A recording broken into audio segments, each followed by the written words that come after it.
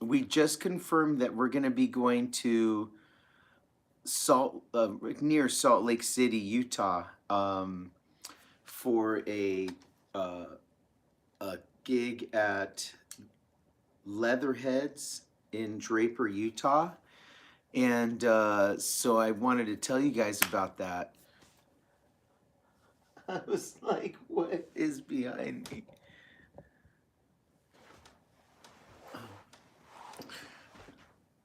Hi, Slayer Selections. How are you today? Thank you so much for being a member. I really appreciate it. And it's been so crazy that I wasn't able to release my members only video yet this month, and it's already the 7th or the 8th. So I promise I'll get that out. Dave Pearson, you're up so late. What's up? Good to see you, man. So yeah, we're gonna be we just confirmed this yesterday, that or day before yesterday, I can't remember. It might have been Tuesday, yeah, because Monday was Labor Day weekend. But anyway, so if you guys live near Salt Lake City, or if you guys are anywhere near Draper, Utah, we're going to be playing a special gig at Leatherheads on September 16th. We just happen to be off from Fremont Street on that weekend. So we're going to be up in Draper, Utah. So look up Leatherheads in Draper, Utah. That's Draper, Draper, Utah. Yeah, I can't wait. So if there's any of you guys that are hoping, or we're always hoping that we would play up in Utah, that's where we're going to be. And that's next weekend. Is that crazy? Holy moly, 8 days from today. So that's going to be really awesome. And this first day at Carnival Court this last Monday was so awesome. I want to thank everybody for coming out and supporting. That was really great. And there were a lot of new people that stumbled across us. So that was great for the brand to be able to be on the strip and have people watching, you know, that have never seen us before. Let's see. The new schedule, we did get some dates from Fremont Street and from Caesars. So you guys can totally go to SPANDEXNation.com and go to our shows page and check that out. That way, you know, you can see the legit dates that we have so far. And you're going to be seeing that on Thursdays, there's a band called Monroy that'll be playing starting October 5th. And that's going to be the new show that I've been working on. And I'm really excited about it. And I'm really hoping that everybody likes it. And that everybody can see that, you know, all the different types of music that I can do and that I like to do. I like to sing. I know that people come from like all over the world to be here. And if they're not like 80s metalheads like me, then they want to hear something else to party to. And that's kind of like the other side of me. I like to, you know, I like people to have a good time, and I want them to come to our city and have fun and hear a great band playing great songs where they can party and drink and have a good time and forget their problems for, you know, however long they can. Because we all got problems, you know, and it's nice to be able to just have fun for a minute. And it kind of seems like it gives you a break, and then you're able to take on, you know, all the stuff that comes your way. Speaking of which, if you guys have, you know, junk in your lives or something that's going on or health issues, I'm totally praying for you guys and thinking about you, sending positive vibes out there to you. So Halloween is coming. You know, Rock is really big on Halloween, but normally he has a concept of what we're gonna be, and he Look at my eyebrows. Anyway, yeah, so we don't have any costumes. It's gonna be crazy. Um, I want to thank Marcia Fernandez for sending me so many awesome tutorials on being kissed this year. So, I don't know. We might have to do a kiss night. That'll be pretty fun. Um, and let's see, what about Ghostbusters? I've been dying to do Ghostbusters. So I know that Monroy is gonna be is gonna be playing on Tuesday, October 31st. So I'm gonna bring it really hard on that night. So I want to come up with a concept. So the first concept I came up with was, obviously, um, Ghostbusters. It has the four guys, and maybe there's five. I don't remember exactly how many guys are in there, but however many there are, we all can get the outfits. And then I was thinking having that super huge inflatable of that super Stay Puff guy, like up on on the side of the stage, or whatever. That'd be sick. And so I was thinking of turning the whole, Main Street stage into like the top of that building with the Stay Puff guy on there, and then we're dressed like, like that. Anyway, that just was an idea. I thought that'd be kind of cool.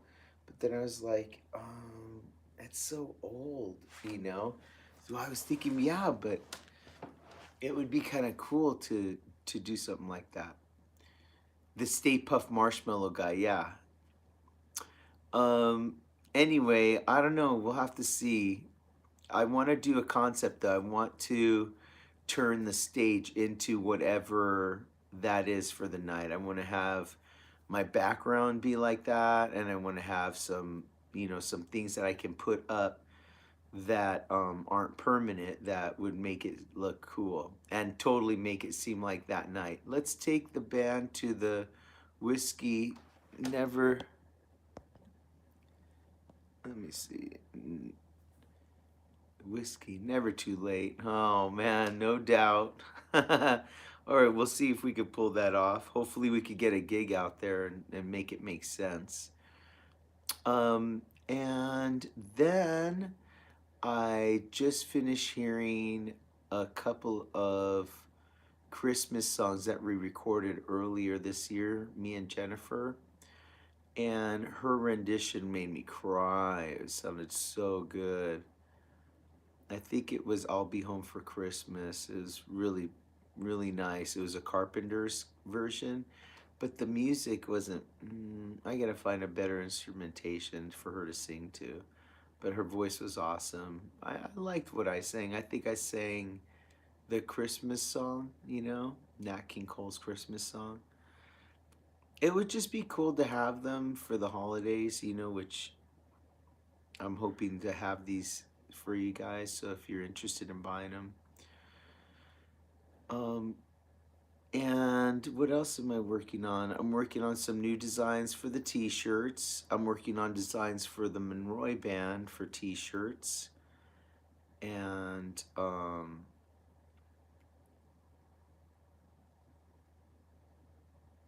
staying busy on all kinds of stuff. My alarm just went off. Good morning. Oh no. Oh, Linda, bless your heart. I'm sorry you stayed up all night. Oh, thank you for watching, though. You're so sweet. Um, oh, this week, you guys. So last week, I wasn't saying anything, but last week, I noticed I had a hole in one of my teeth in the back, like one of my molars. So I called my cousin on a Wednesday. They weren't there. And then I was going to try to go there on Friday. I was like, right before Labor Day weekend, are you out of your mind? No way. So then I had to wait until after the gig on Monday night, and then I went home, unloaded the car, and got my stuff and waited for Rock and Jennifer to wake up for school, and then I said goodbye to them. And then I went to LA, and my cousin is a dentist, so he fixed my tooth. And he does it so fast, and so he's so gentle and stuff. I love going to him. But he's going to be moving to Japan in 3 years. So I've got to try to find a dentist here locally, and that's going to be a little bit tough for me because I'm kind of picky, especially having my cousin be my dentist for like my whole life, pretty much. And you know, look at my teeth there. He does such a great job; they look great. Anyway, so yeah, it was cool to go to LA, but I it's just I'm glad to live in Vegas. I don't know what to say. I've never missed Los Angeles. I miss the memories of it, like the memories of, the incredible nights that I've had of partying, like at Sanctuary. That was a club that um, Brett Michaels and Pamela Anderson owned, as well as some other people. But Sanctuary was fun. That was off of Robertson and Beverly Hills. I'm glad you're getting more gigs. Oh my gosh, me too. Me too. I'm so thankful, man. And we're gonna be going out of town in October. We got like a whole lot. Peter, I thought some prayers to calm before you go worldwide. Oh, you're so sweet. Who was that? That was unedited Billy T. Oh, we love listening to you and want more than the best for you all around. Thank you. Thank you so much. It's really nice of you. Yeah, so last year we did a gig for a gentleman who was so kind. We did, it was like a space theme in Texas, and he called us back again this year. So we're going to be doing another gig for him in San Diego, but this is going to be over a week. Is that crazy? When he told me that, I mean, we booked this a long time ago though, but I didn't know it was going to really happen. I was like, is this really going to happen? You get all excited and then things, they don't happen, but it's happening. So October 12th, we're doing this private gig for this company, and it's going to be like over 5 days. Oh my God. We're going to be performing for them in San Diego for like 5 days. That's going to be a lot of fun. So, yeah, I'm so thankful to God for these gigs that have come through. We definitely needed them. And just so thankful for everything, and wishing everyone the very best. Let's see what you guys are saying, man. Let's see. Vegas Rebel 1985. Any memories of the Troubadour? Yes. So Chuck, the Doug Weston Troubadour is located on Santa Monica Boulevard, just down the street from Beverly Hills. And we used to go there a lot because they used to give us at our school.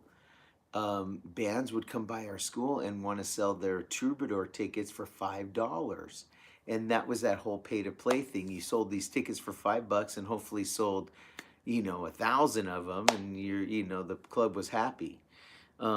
Anyway, so make a long story short, we went to the Troubadour a lot. I remember there was a upstairs that you used to sit, and it was like bleachers upstairs, and you would look down on the stage, and there was a bar under that. The stairs were so rickety and so scary going up there. And then when you found somewhere to sit, because it was slim pickings up there, you sat anywhere. But man, it was like, whoa, gosh, like the floor felt like it was gonna go through. And I wasn't there, but one night, Blackie Lawless from Wasp was lighting, he used to light stuff for the part of the show. And oh my gosh, he started a fire and it lit up the Troubadour and it burned and they had to remodel it. And when we went back to see a show, it was gorgeous. And the upstairs wasn't all rickety, it was all solid. It was, we were so like, yay, Blackie Lawless. You know, he he made the Troubadour fix and upgrade it, you know. When I lived in Santa Monica, my condo was 1 block off Santa Monica Boulevard and 6 blocks from the beach. Wow, Linda. I lived in, as you know, I lived in the San Gabriel Valley. I grew up in Alhambra, and then we moved to the San Fernando Valley in '88, and then I moved over to the west side, in Westwood, and then Beverly Hills, at the end before I moved to Vegas.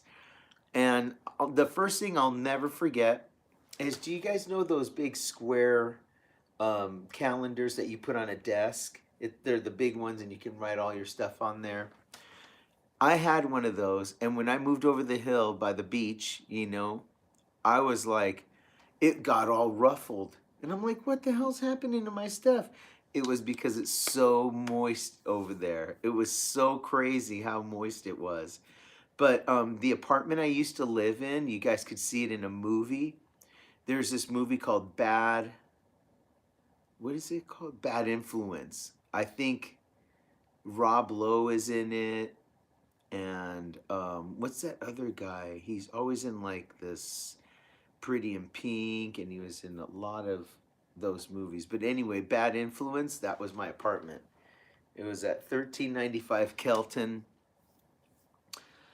and it was a good time. It was a lot of fun. I loved living in Westwood, and it was so crazy because I would walk into, like, Westwood had a lot of movie premieres. They had James Spader, dude. Alex Grogan's, hi-ya, nailed it. Dang, dude. Cha-ching, dude. That's pretty good. Alex, oh, I'm not on the Prism. I don't have any captions right now. Sorry. But anyway, yeah. They had a lot of movie premieres down there, and they had a lot. I remember seeing Star Wars at some of those theaters. I remember seeing E.T. Lots of movies there. There was the Bruin. There was the Westwood. There was a lot of, you know, theaters per capita there in Westwood. Anyway, I remember eating there, because there it was right by UCLA, and so a lot of students would eat in Westwood. And the first thing I realized when I moved to Westwood was how cheap everything was. And I actually had to ask this owner of one of the stores. I go, "Sir, I'm enjoying this, and I hope I don't ruin this for everyone. But how is it that your prices are so economical? I don't know what else to say." He's like, "Yes, we're very cheap here." He's like, "We have a lot of students, and they don't have a lot of money, so our food is very economical." I mean, I literally could get like a full meal plus 2 cookies and ice cream for like $3. I'm like, what? $3? It was awesome. Anyway, Westwood was fun. Uh, Santa Monica, wow, that's crazy. Yeah. I used to um I used to like to go to this place called Back to the Beach and eat. It was pretty cool. Let's see what you guys are saying here. Yes, Slayer selections. Alex Grogan with the win. Let's see, Linda. I don't miss Cali. Too busy for me. I'm a country gal. Wow, no kidding.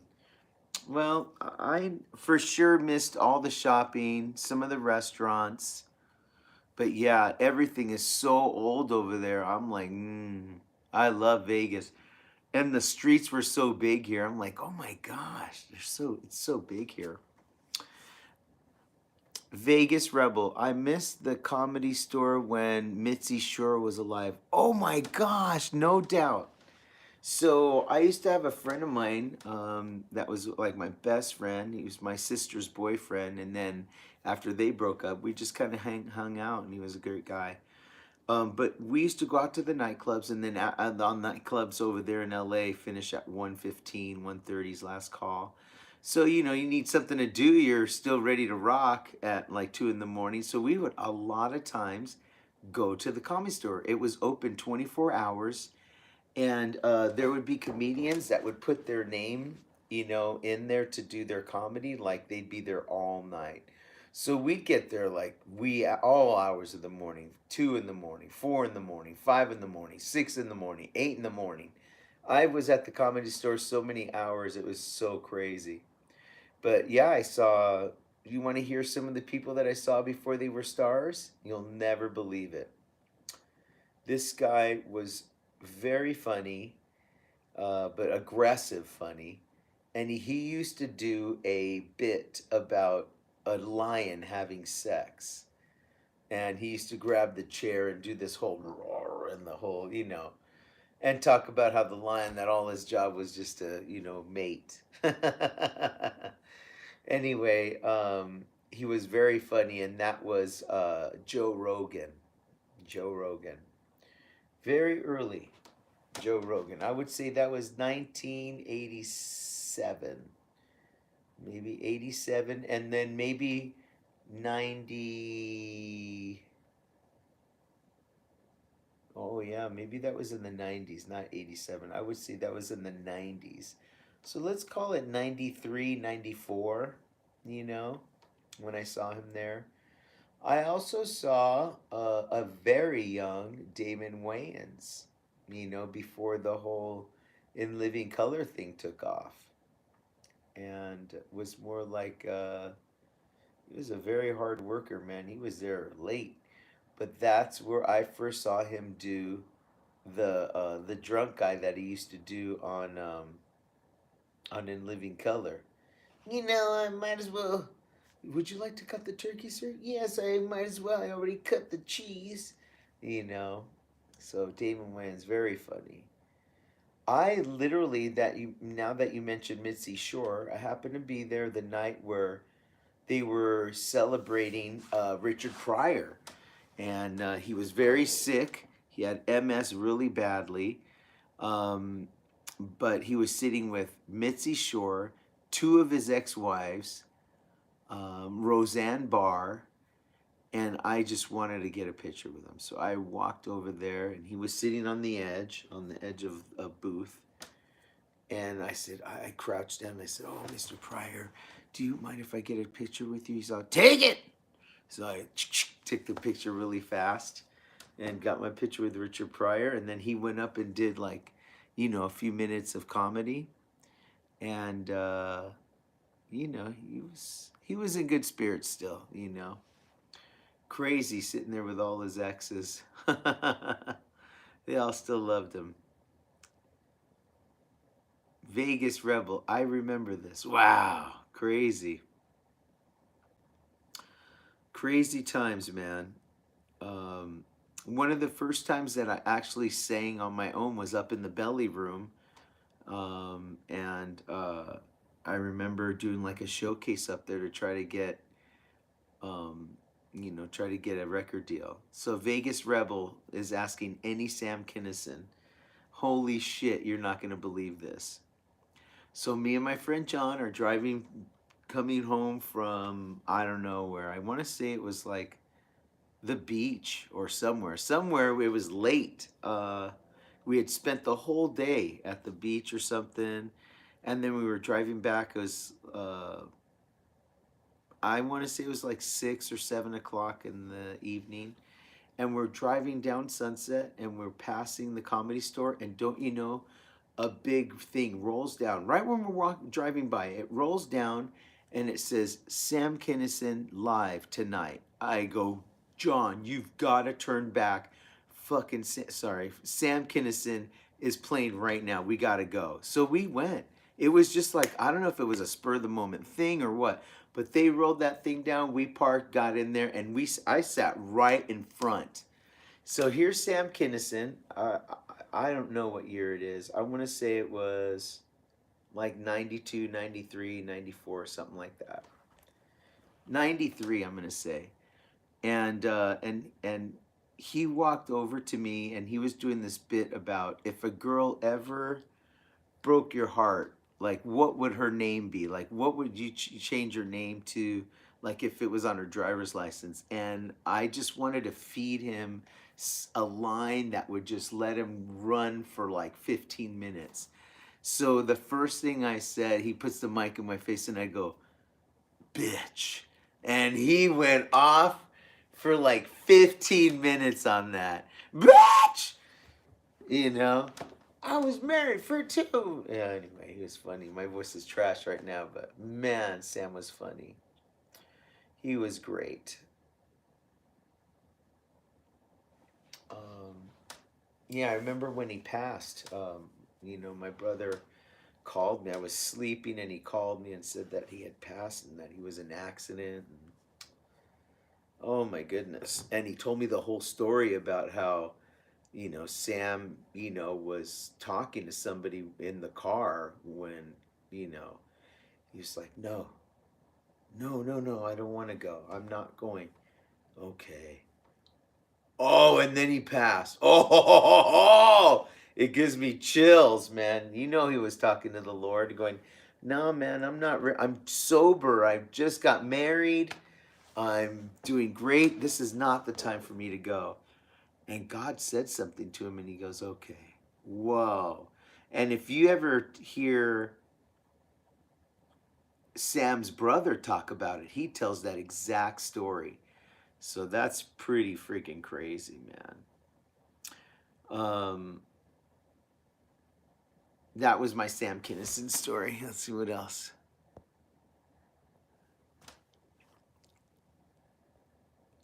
Vegas Rebel 1985 said true story. True dat, for real.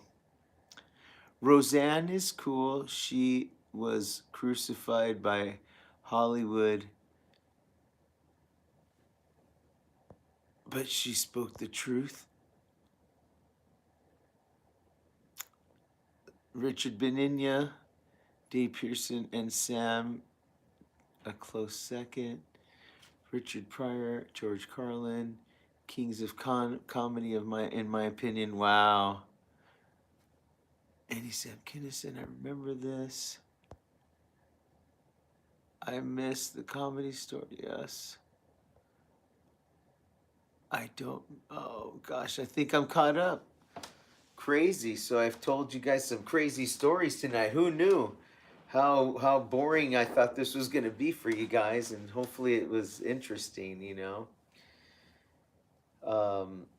When I did live in Westwood one day, I was coming out. I was just coming out of the garage area, and I was just gonna walk to the park. There was a park there, and I just wanted to walk to it and chill. Parking his car, huge. The guy he played Curly on City Slickers. I can't think of his name right now. Somebody help me out. He played Curly. That one thing. That one thing. What was his name? And he talked like that too. And it's like, oh, Mr. What is his name? I'm glad I knew his name then. He was tall, big guy. And I was all, oh, you're a great actor. Thank you. And then he walked away. I'm like, gosh, he's scary. All right, let's see. Let's see. Saw George in Vegas many times. Sam, this is Dave Pearson. Sam was the teacher in Back to School. Yeah, remember that? Say it. Say it. Oh my gosh. Anything on Rainbow in Hollywood? Lemmy? Oh, at the Rainbow. You know what's crazy about the Rainbow? I thought it was a nightclub. Like, I thought there were bands that were there. It was a night. Nah, there's nothing there. There's food and booths. And boy, Jack Palance. Thank you, Slayer Selections. Jack Palance. Boy, scary dude, but classy.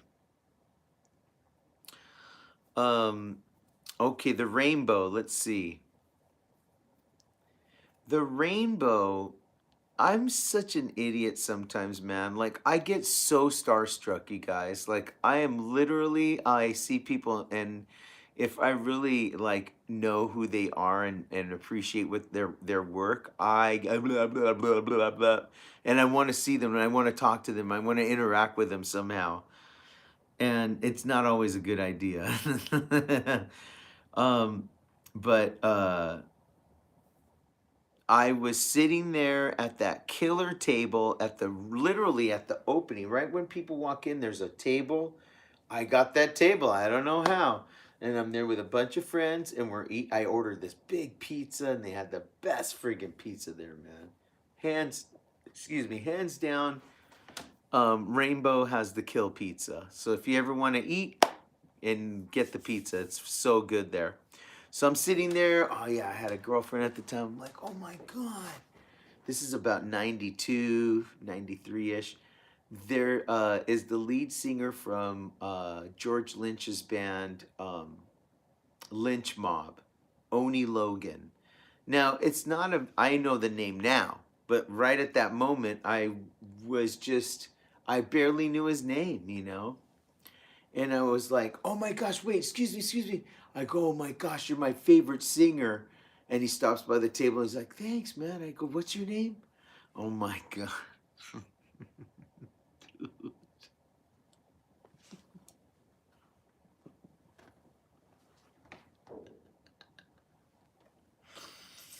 You're my favorite singer. What's your name?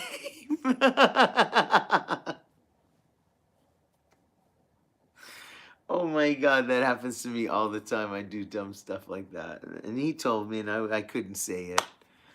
Oh, that's my rainbow story. Oh my God, I love you. You're a great singer. What's your name? Fudge. Oh man. And what's funny about that is later, believe it or not, so what year would this be? That was about 92, 93. So in 2002, I was working on something, and the guy that was engineering the Pro Tools, he was very good with Pro Tools. Pro Tools is a program that you use to record in recording studios, and it's like you got to be half doctor to run this stuff. But anyway, this guy was friends with Oni Logan. He's like, "You want to meet Oni Logan?" I go, "Yes." And so I went to his house, and he lived in this place in the valley, and it was really cool to meet him.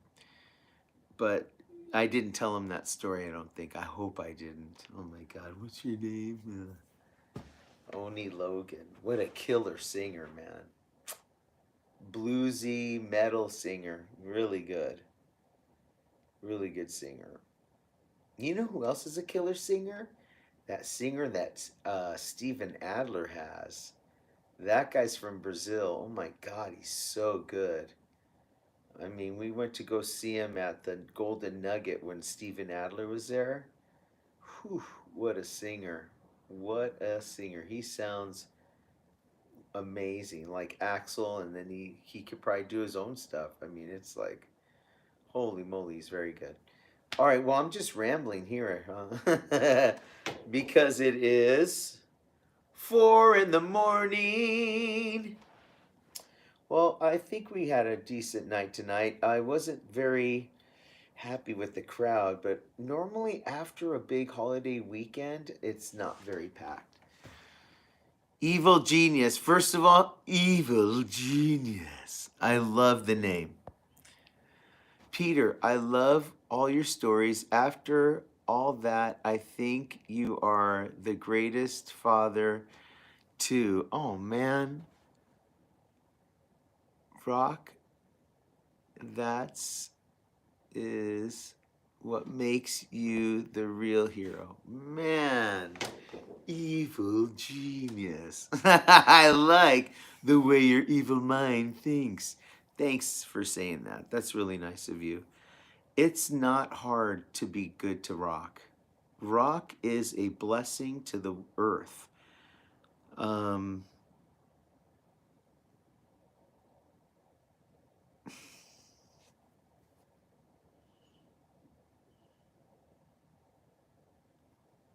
Holy moly. Where'd that come from? He is a good kid.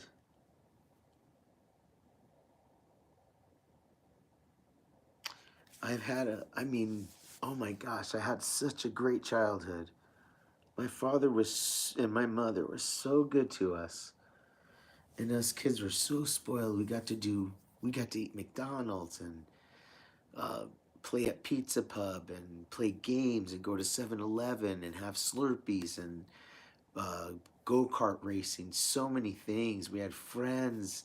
And this poor kid is all by himself most of the time. And um, when kids come over, he doesn't he doesn't play with them. Jennifer was just telling me she went to a party over the weekend, and one of the kids that's there, he's 12, but he's so tall. He's such a big 12-year-old.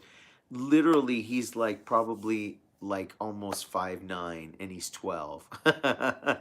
But anyway, Jennifer said he was just so sweet to rock. He just, and it's so cool. I'm so thankful. All right. Next.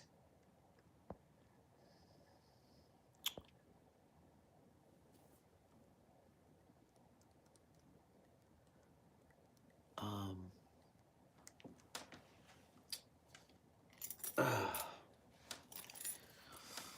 all right. I love rock too, and he is so lucky to have you as his daddy. Poor little guy. Looks just like you. When he was being born, man, I was like, how is Rock doing, kid? He is doing really good. His conversation is coming together. It just scares me to death that like he cannot tell me like what has transpired during the day. Like he actually got in trouble at school for something he didn't even do. We were like, "Oh no, you can't do that. You're in trouble." He got grounded, and then a few hours later, they send a notice to the house. Because what happened was we got a voicemail or a call from the school that Rock was involved in a bullying situation, and that him, the teachers, the other students, and the students' parents have all been notified, like we have. We like, sorry, pardon my French, but we shit our pants. We're like, what? Our little dude is bullying somebody? No way. So he got we tried to talk to him about it, and what he said is he was at recess, or he was in the lunchroom, and he went over to a teacher, and he said, "That girl has buck teeth." And the teacher said, "Oh no, don't say, that's a very mean thing to say. Don't say that." And we've been trying to explain to Rock that, when you see like, let's just say I'm a super chunky dude or something and my stomach's out. He'd be like, "Wow, that guy's really chunky," or "That guy's really big," or something like that. And I'm like, dude, you think it in your mind, but you don't say it out loud, right? And because you hurt somebody's feelings, it's not right to say. It's judgmental. It's just not good. So we were like, "You can't say stuff like that. Oh my gosh!" So you told the girl she had buck teeth or something, and so we're thinking like, but so we had to look up what bullying was, and bullying is a repetitive. It's a thing that's repetitive. You do it all the time to somebody. That's bullying. Well, he only like said it once, so we're like so confused, right? So then, like an hour later, we get a call saying, sorry about that. That was a mistake." And we're like, "What? We just grounded him, balled him out. It was a mistake. What do you mean?" So yeah, it was a mistake. The new, excuse me, the new principal there hit the wrong button apparently, and it went out to every student in the school, every parent. It was a major problem.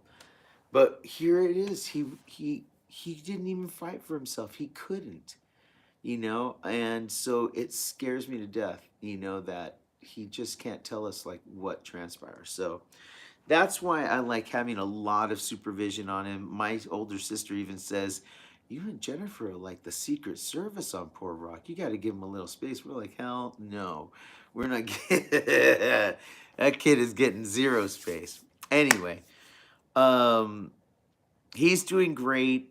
He's in his first year of as a freshman in high school, and that's what he's doing. So he's in high school right now, and it's just so.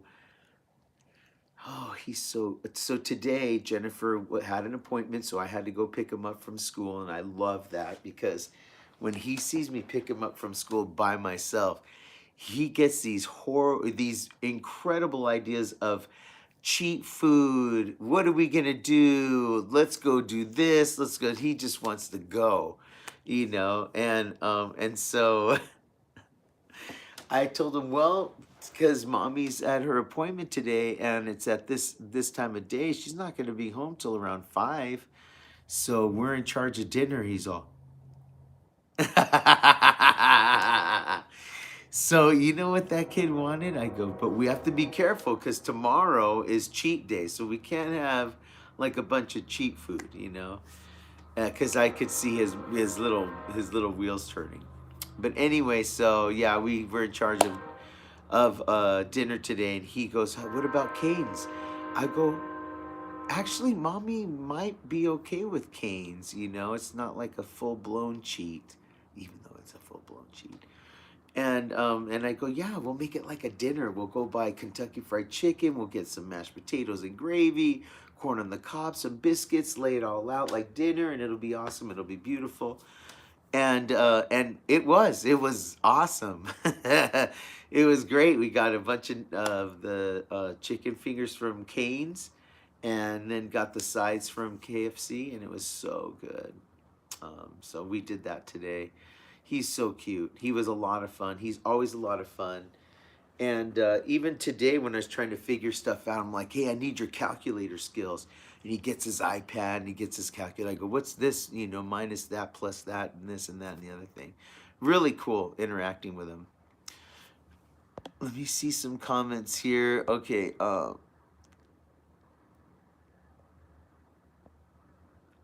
Slayer Selection said, "No way." Yes.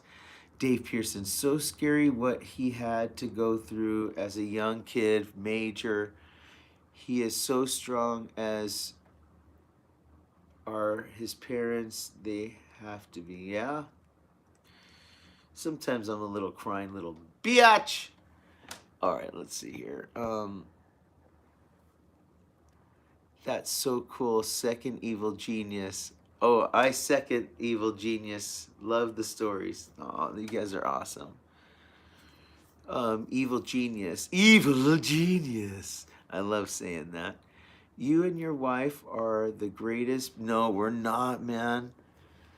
For him. Okay, for him, yeah. Just amazing. Thank you. I was telling Simon Masters, Carnival Court, here we come. Are you coming to the States?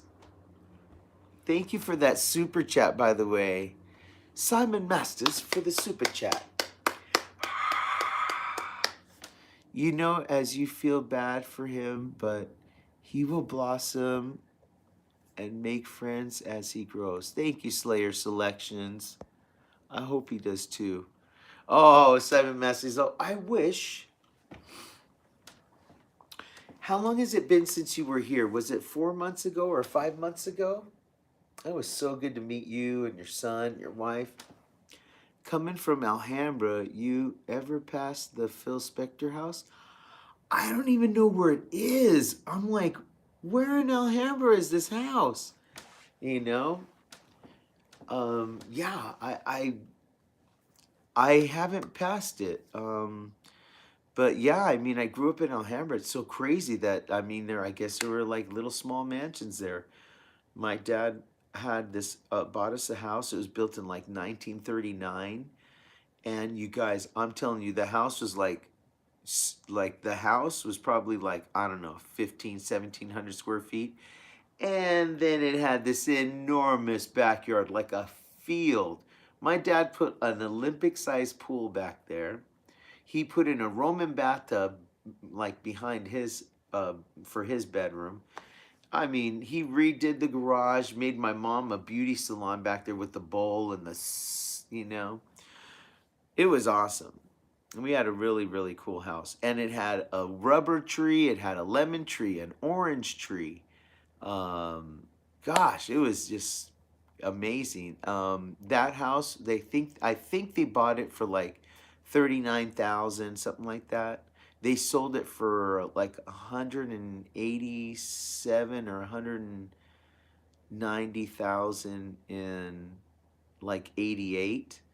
And now that house is over $1 million. It's worth a million. I'm like, what? The Alhambra house is worth $1 million? No way. Vegas Rebel. Pete, do you go to any big name concerts? Do you enjoy them? I don't go to concerts. For the most part, I think that I don't really have that kind of time. Is that a bummer? And when I do have time, I tend to spend it with my family. Because I don't spend enough time with them. So yeah, I wish I would. I would have loved to have gone. I'd like to go to some concerts here at that new Allegiant Theater stadium. That thing looks like major. Oh my gosh, I haven't been to a stadium like that ever. 10-4.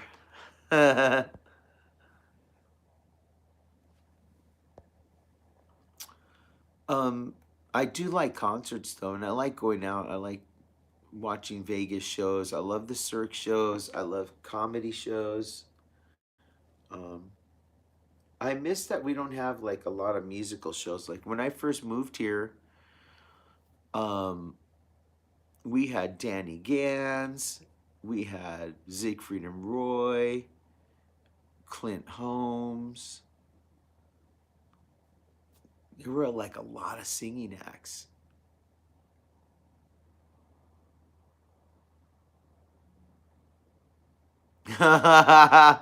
Okay, that was pretty funny. Sorry. Dave Pearson said saw Elton John there. Awesome on his farewell tour. Pretty cool, Dave.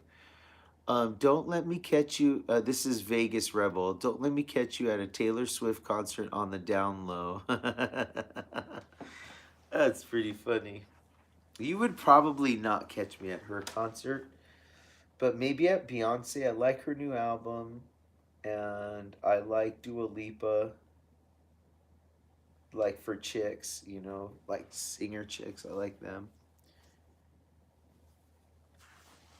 Um, I got to see Blue Man Group. That's a good show. Celine Dion when she was here, we saw her. Mariah Carey when she was here, we saw her. Those were like two legendary chicks I wanted to see. Like those voices were some of the voices that I kind of really liked a lot. They're both really good singers. Um, Speaking of which, today I heard a new version of that Busta Rhymes song. Baby, if you give it to me, I'll give it to you. A shabba doo. And I was like, oh, I used to do that song, in 2002. Man, anyway, Mariah Carey is on that track. They were doing it today. I guess they redid it. And I heard Mariah Carey on there. I'm like, dang, Mariah Carey's on that song now. Because I can't remember. It was Busta Rhymes and somebody else. How important is production to you in a creative space? Ooh, I love it. I like being in the studio. I like creating videos.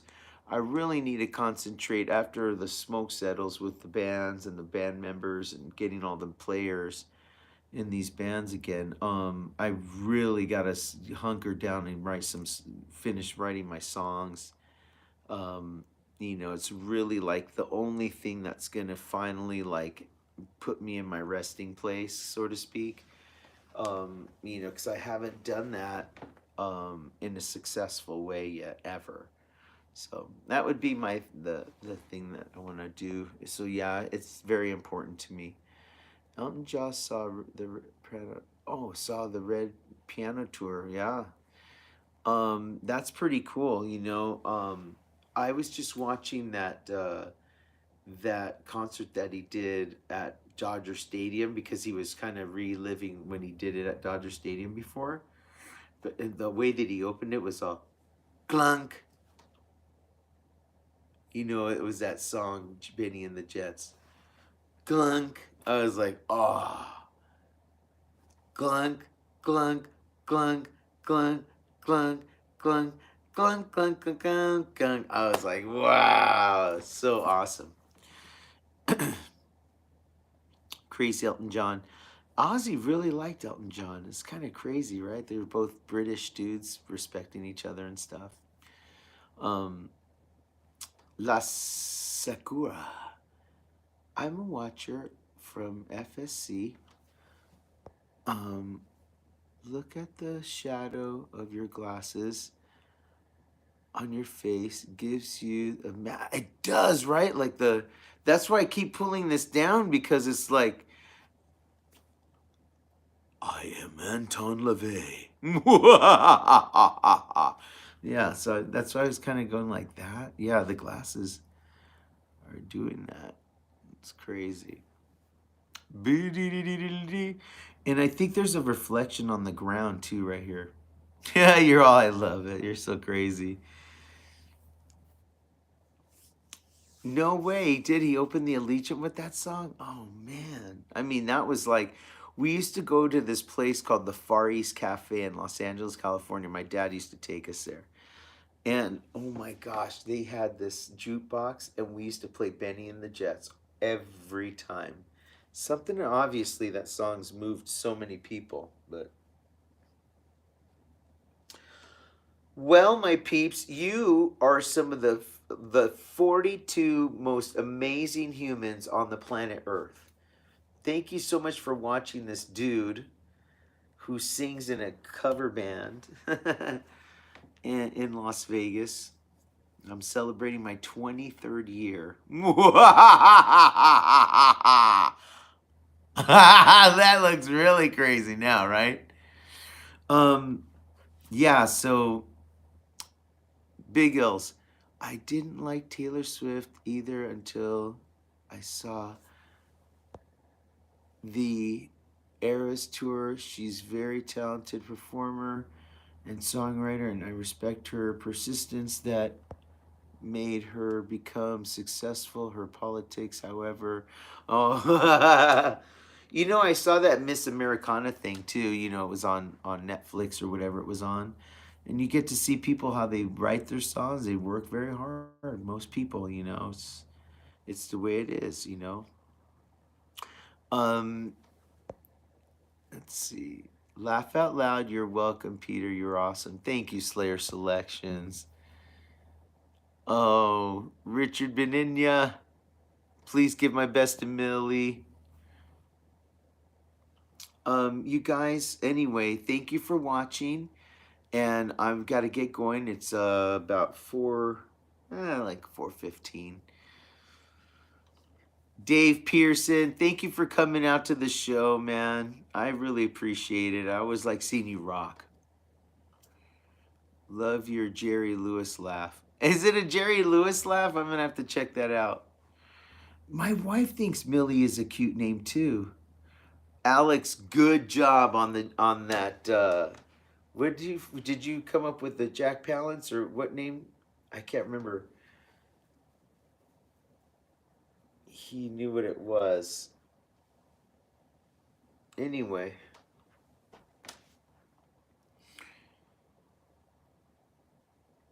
I hate saying goodbye. You know how I hate goodbyes.